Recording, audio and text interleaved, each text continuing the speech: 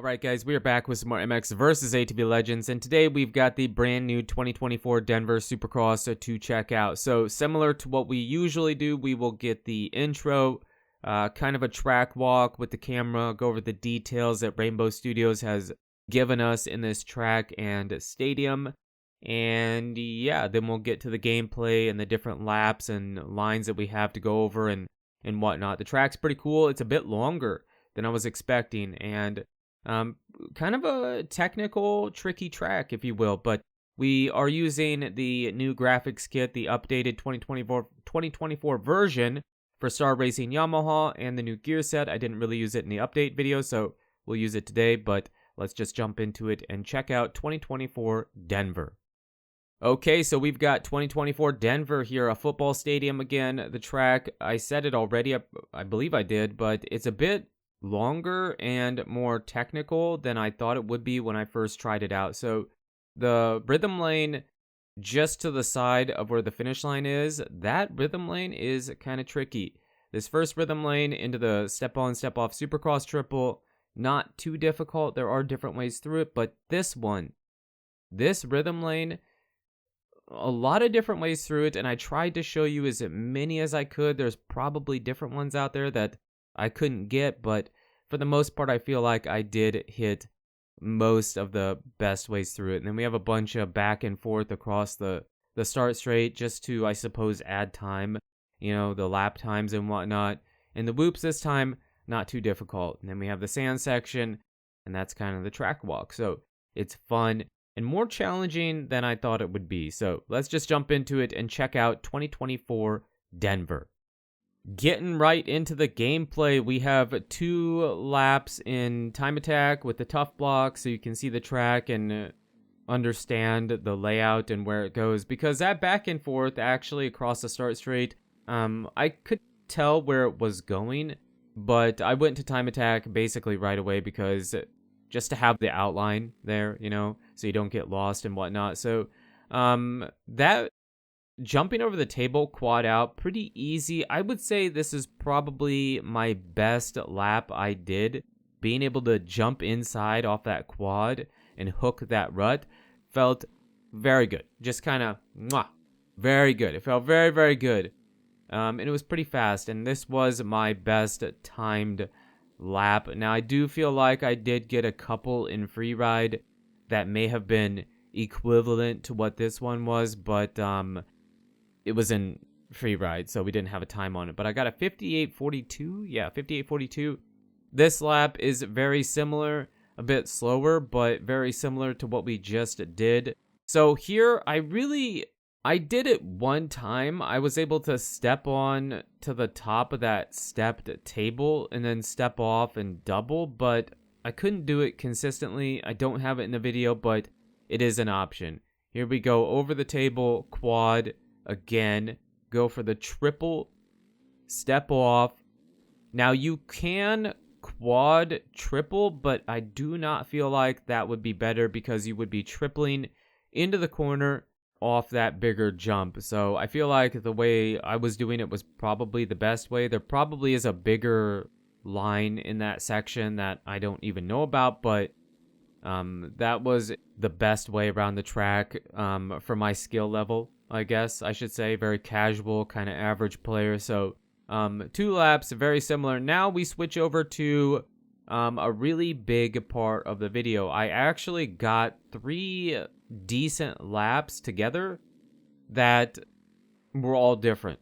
Okay, so all these laps are going to be a bit different. So here we actually jump over the table and then triple.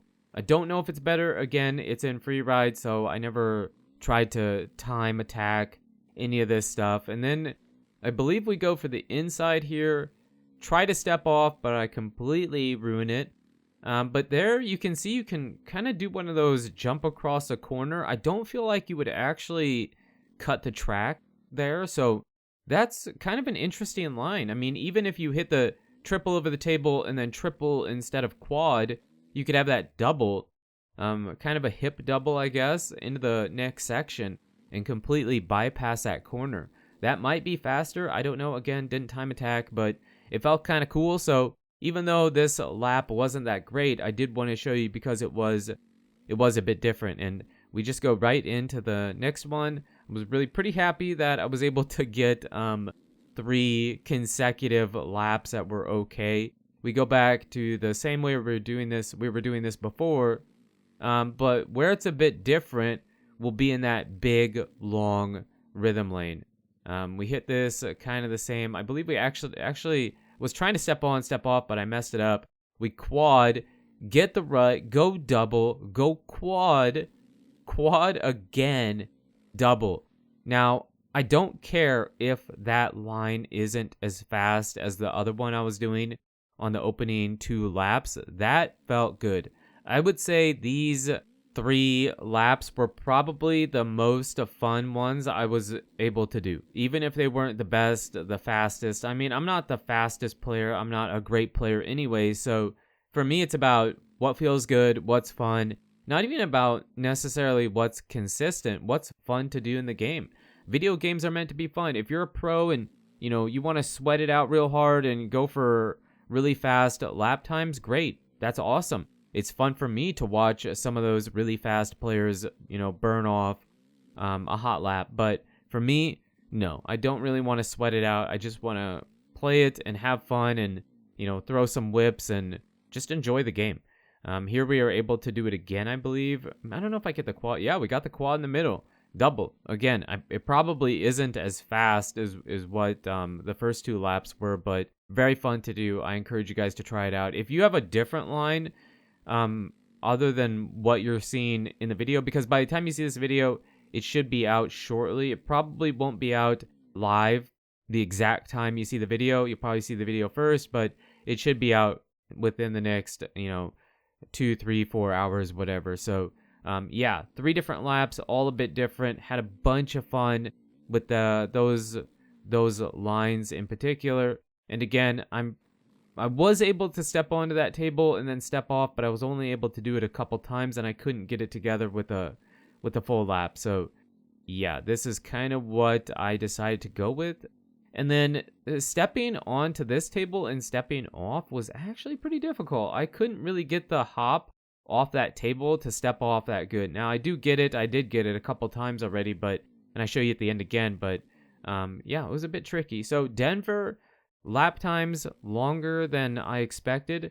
I was really thinking they were going to be low 50s, mid-low 50s probably, but a bit longer than I thought they would be. Because it's funny, Philadelphia, with the update, Philly appeared to be a track that might have very long lap times, but it was actually a pretty short track when you got a good flow and found some decent lines around it. So Denver, I believe this is the second to last Supercross race. So we're getting to the end here. I know we have motocross coming up, which is great, and then the playoff tracks. It's a long, grueling season, but yeah, we're almost to the end of Supercross here. So I'm not really sure what happened with Philadelphia by the time of doing this video.